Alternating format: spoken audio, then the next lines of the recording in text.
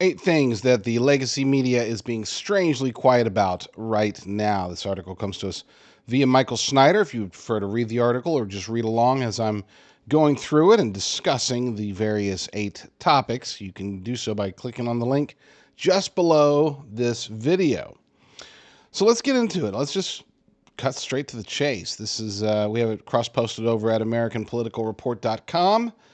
And these are very strange things. The news cycle has become so predictable lately. Corporate media outlets find something that they think the Trump administration has done wrong, and then they pound on it until they find something else that they think the Trump administration has done wrong. Rinse and repeat. In response, conservative media outlets jump on the stories that the corporate media is reporting and vigorously defend the Trump administration. Meanwhile, there are lots of very important stories that are not getting the attention that they truly deserve. And I have long said that oftentimes the overall news cycle, I'm not just talking about the legacy media news cycle, I'm talking about the overall news cycle is designed to keep everybody in conservative and alternative media as stuck on the hamster wheel as possible. In other words, I would love to be able to cover certain stories that I think are extraordinarily important to the American people, but I often find myself being sucked right back into whatever the latest blow up by legacy media is. You'll notice, just as a quick note, you will notice that I have not covered and will not be covering the whole Signal chat thing today. I mean, I know it's a big story. I have a lot to say about it, but everybody else is already talking about it, and so there's no need for me to reiterate what other people are already saying or even to come up with my own reasons why it's a big deal, it's not a big deal. Mike Waltz is dumb, he's fine, he's smart, whatever. You don't need that. So we're going to cover a lot of these stories like this one right here, where you're not necessarily getting the whole picture from anybody in the media. Back to the article. One of the things that I like to do is to draw attention to stories that I believe are being seriously underreported. The following are 8 things that the mainstream media is being strangely silent about right now. And as I've often said, Michael Snyder, I don't always agree with his conclusions, but I love his research. He is able to really highlight so many of the things that we, as Americans, need to be paying attention to, and oftentimes we're not, because both legacy media and conservative media tend to ignore some of the stories that can really make a difference. For example, number 1, unknown aircraft continue to fly with complete impunity over key military bases all over the United States. Remember the whole drone scare, drone concern in November, December, even into January, and then all of a sudden, poof, it's gone. You know, President Trump said that he was going to reveal what it was. He did. There were reports. It was such a nothing burger that I don't even recall what was said. It was something like, oh yeah, we knew about these. FAA was aware. We just left everybody hanging for weeks at a time. And people were scared and concerned, and I think rightly so. But the drones haven't gone away. They're just not being reported. They've moved, a lot of them. And I think they've become more spread out, but they are still there, just in different places. He pulls this particular report from thehill.com. And this is a recent story. This is from, I believe, either today or yesterday. Objects exhibiting advanced technology continue to fly with complete impunity over sensitive military installations and critical infrastructure. Despite the Pentagon's advanced imaging and sensor capabilities, the nature, purpose, and origin of these enigmatic crafts are unknown, raising an array of pressing national security concerns. In interviews with 60 Minutes earlier this month, 2 recently retired 4-star Air Force generals and the Air Force commander overseeing North American airspace defense begrudgingly admitted that the drones that loitered in dramatic fashion over key military assets in recent years remain a confounding mystery. Now, we don't know if they really are a mystery. They could be. I mean, it's definitely possible that they really don't know what they are, and that would concern us. But what if they do know exactly what they are? Why would these aircraft be allowed to fly over military bases? I remember, this was, probably 2 decades ago. I remember we were on the highway, and the highway, it was I-5 in California. We're passing Pendleton, and the traffic was just done, okay? I mean, we were trying to drive north and couldn't move. So it's like, and there was an Apache helicopter. I had my kids with me. So, we're like, hey, let's pull off. So we pulled off just the exit, and there's a little like gravel parking lot there. So we pulled off, and I pull out my phone. Again, we're talking about a long time ago, so it's not like, I say 2 decades. It was probably, I'm going to peg it at about 2008. So it was a while ago, but still, pull off. We're looking. Oh, look, there's an Apache, and pull out the phone and start recording. And okay, military. I think it wasn't a Humvee. It was some other military vehicle. Pulls up. It's like, sir, you know that you're not allowed to. I was like, no, I had no idea. I'm just coming off the highway. Just thought, oh wow, that's cool. That's an Apache, and I mean, they were on me instantaneously. And I had to, of course, delete the video that I was shooting of the Apache helicopter near. I wasn't even in the base. It wasn't flying over the base. I was just near the base, and it was flying over the ocean. And they were on it. So for them, they being whoever they are, the military or DARPA, somebody in the Pentagon, somebody in intelligence, for them to all either not know what's going on or know what's going on, that concerns us. Because if they don't know what's going on, that's a big deal. If they know what's going on and they're unwilling to tell us and they're unwilling to stop it, that might even be worse. If you stop and think about it, that's like, oh, wow, okay, so here they are, and whoever it is, whatever it is, it's flying over military bases. Apparently, we can't stop them. So we're just going to hope that nobody notices and act frustrated on 60 Minutes in 2025. Back to the article. Number 2. The Department of Government Efficiency has discovered that the Small Business Administration made 5,593 loans to borrowers whose only listed owner was 11 years old or younger at the time of the loan. Now, if you get your news from conservative media, you probably have seen this story. It was making big news. It made its rounds on X. Most conservative outlets picked it up, but I went to see what legacy media outlets picked it up, and none. I mean, literally none of them spent. I think NBC, I believe, spent like 30 seconds on it or something like that, but it really wasn't covered. According to this article, and this comes to us from, doesn't even say which one. In 2020 and 2021, SBA granted 5,593 loans for $312 million to borrowers whose only listed owner was 11 years old or younger at the time. While it is possible to have business arrangements where this is legal, this is highly unlikely for these 5,593 loans, as they all also used a social security number with the incorrect name. In other words, these were fraudulent. 5,000 loans, $312 million.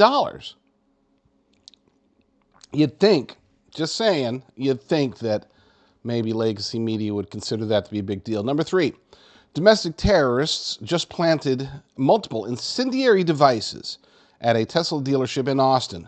But this incredibly alarming story has already disappeared from the news cycle.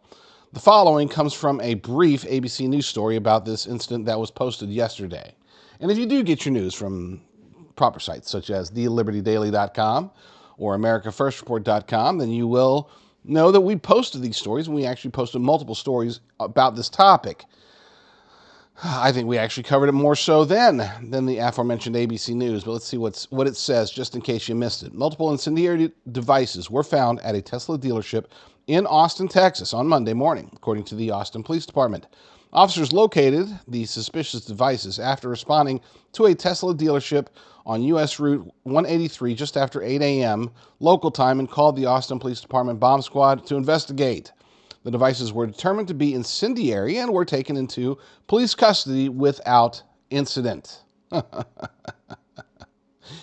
that's not a big deal. Now, I guarantee you this.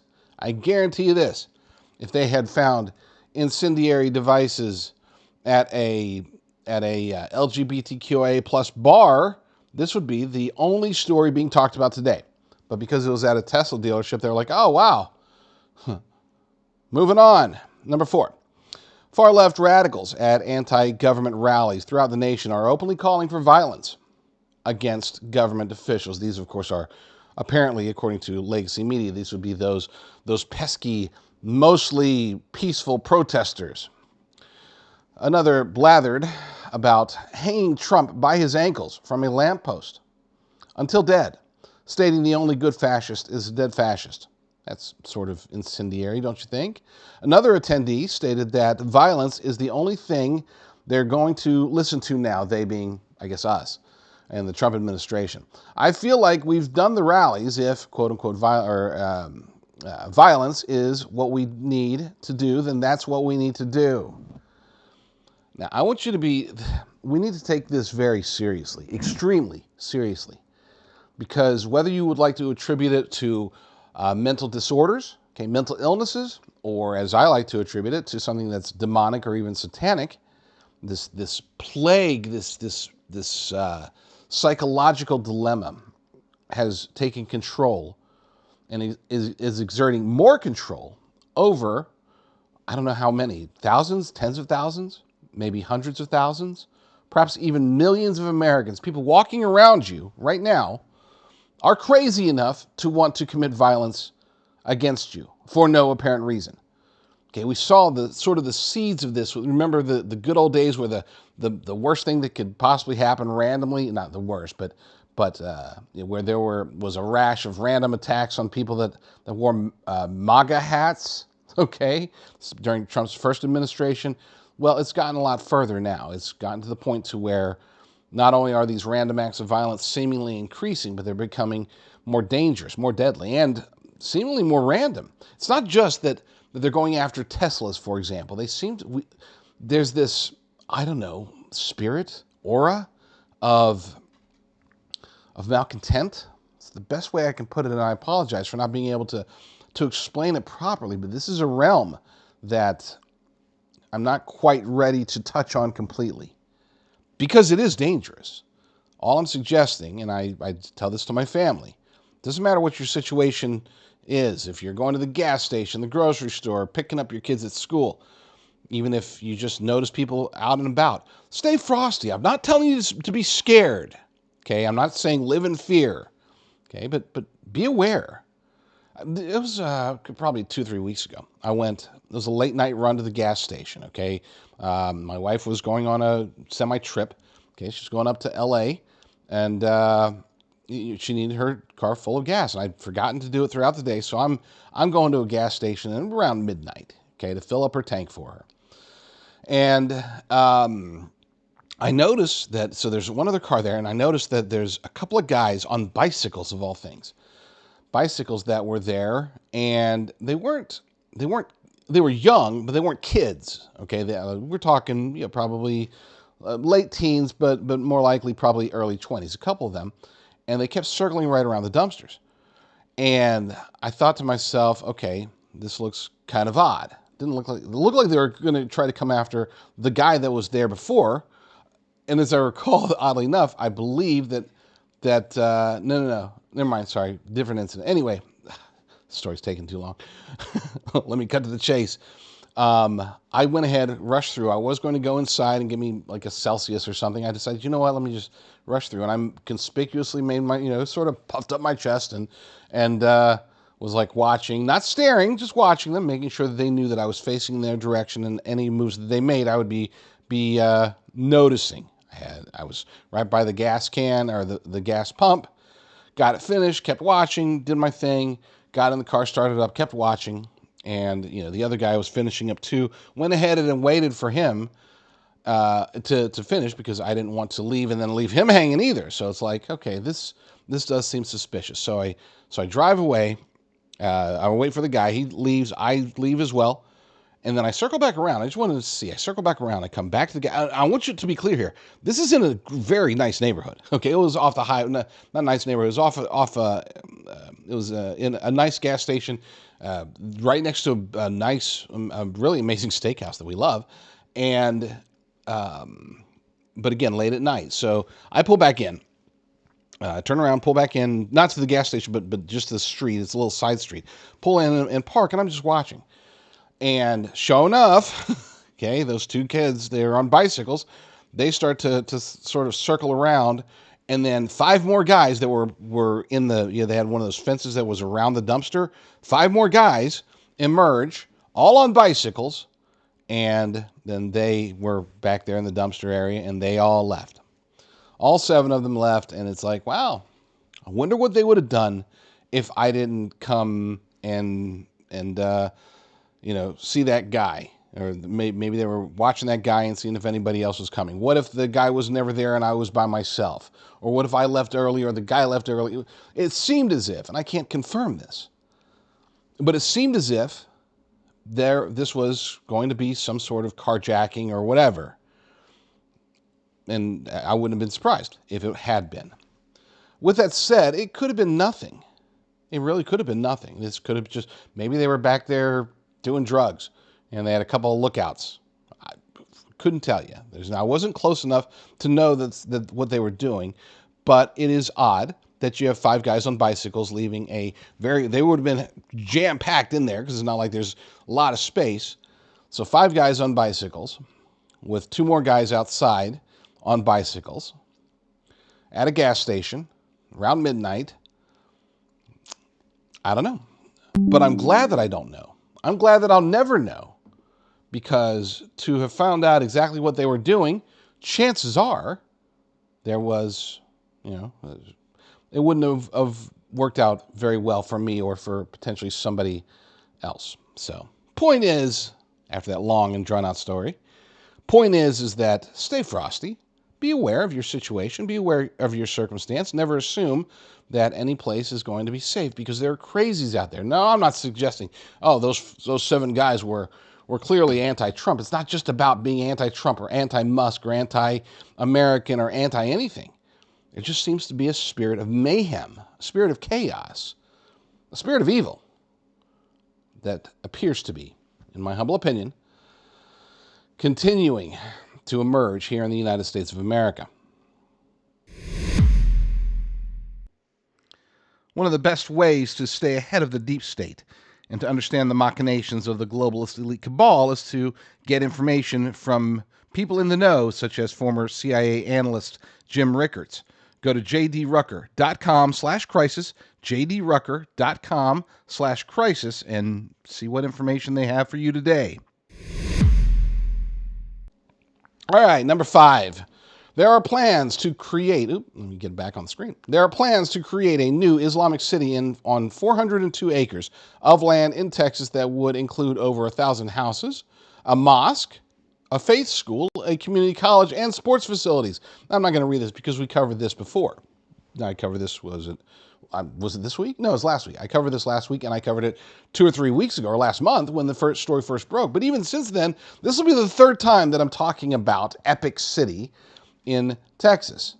And those 3 times that I'm talking about it are 3 more times than anyone in legacy media is talking about it. Now, there was a story earlier today that came out, and I haven't had a chance to read it yet. I probably should have read it before doing the story, but hey, here we are. So there has been movement or some sort of action, and I have the story bookmarked. I don't know what happened. If you guys are in the chat and you want to say, hey, this is what happened, or not chat, but the comments, because I don't generally read chat anymore, apologies, but comments do stay. They stay until after the fact, and I have reached out to people, by the way. I love getting comments.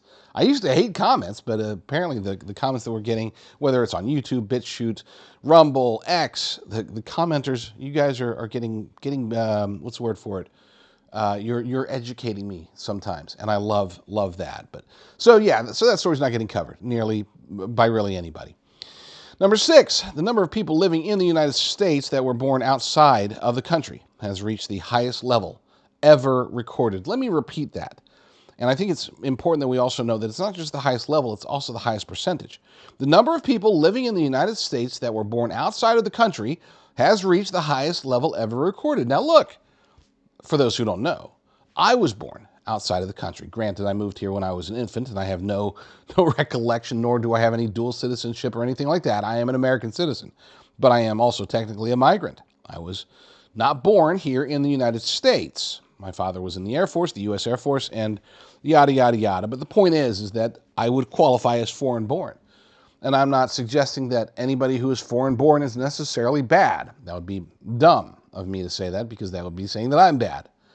But with that said, the percentage should be pretty minimal. And you would argue, I don't know the statistics, but I would say that chances are most other nations have a far lower, and outside of the invasion that's happening in Europe, but most other nations have a far lower percentage of people that were born outside of their nation coming in, whether they're legal, illegal, whatever. This is talking about just anybody not born in the U.S.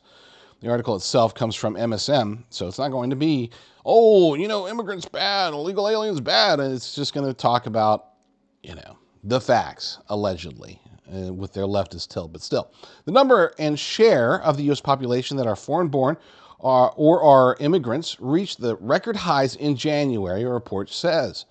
Data from the government's current population survey shows that the foreign-born or immigrant population, legal and illegal together, hit 53.3 million people. 53.3 million people currently living in the United States that we know of are foreign-born nationals. Not gonna comment. And 15.8% of the total U.S. population in January 2025. Now, what does this mean? Or what's the real takeaway here? We could say we need to stop immigration. We could say, oh, great, everything's happening. Tom Homan and the ICE, they're getting deportations done. Folks, as awesome, and I don't want to downplay what they're doing because it's obviously been very incredible what they've been doing, but we're talking about an infinitesimal number of people that are getting deported today compared to the people that have already entered the nation. Again, whether legally or illegally. Should legal immigration be allowed to continue? You betcha. Except it needs to be very much, I would say, merit-based and very much restricted. We already have too many problems with illegal immigrants. We need to get that under control and get a whole bunch of people deported before we start opening the doors and bringing in more people from outside of this nation. So 53.3 million. I mean, that's insane. Okay, to me, that's bigger than the population of any state. Scary days, folks. All right, number 7. During the partial solar eclipse that will happen on March 29th, many in North America will actually get to see, quote-unquote, solar horns. I'm not going to flash this horn sign. But that's not going to work. There's something special about the partial solar eclipse on March 29th, 2025. For North Americans in the night sky at the right time, and who get clear skies, there's a chance to see the unique spectacle of solar horns, a phenomenon where the cusps of an eclipse crescent sun appear as two distinct points above the horizon during sunrise. For observers in the northeastern U.S. and eastern Canada aiming to witness this rare event, selecting the optimal location is critical. Again, it looks like a bowl. You've seen it before. I'm not sure if that's huge news. It's, why isn't legacy media talking about this? It's interesting. All right, it's interesting. But here's one that we're getting hints, little bits and pieces, little debunkings here and there, and it's a story that I'm going to be covering here later this week. I'm getting a lot of details, and where you guys are going to want to tune into that. But it is number 8. An ancient 2,200-year-old pyramid-shaped structure has been found in the middle of the Judean desert. This is an incredible archaeological discovery, but hardly anyone is talking about it. Now, to be clear, we're talking about just prior to the time of Jesus. The story itself comes from J-Post, Jerusalem Post. An excavation in the Judean desert unearthed a massive 2,200-year-old pyramid-shaped structure alongside ancient papyri, weapons, tools, and fabrics, which experts are calling one of the richest archaeological excavations in the area. The Israel Antiquities Authority and the Heritage Ministry, which are jointly leading the dig north of Nahal Zohar, say the findings date to the Hellenistic period when the Ptolemies and Seleucids, ruled the land of Israel. I need to get my ancient pronunciations more aligned with reality. How many of these stories did you know? I knew all of them, actually. But yeah, legacy media is not covering it. They're not covering any of these. And they should be. Maybe not the eclipse horns. That wasn't that big of a deal. But everything else, these are important stories. These are stories that Americans want to hear.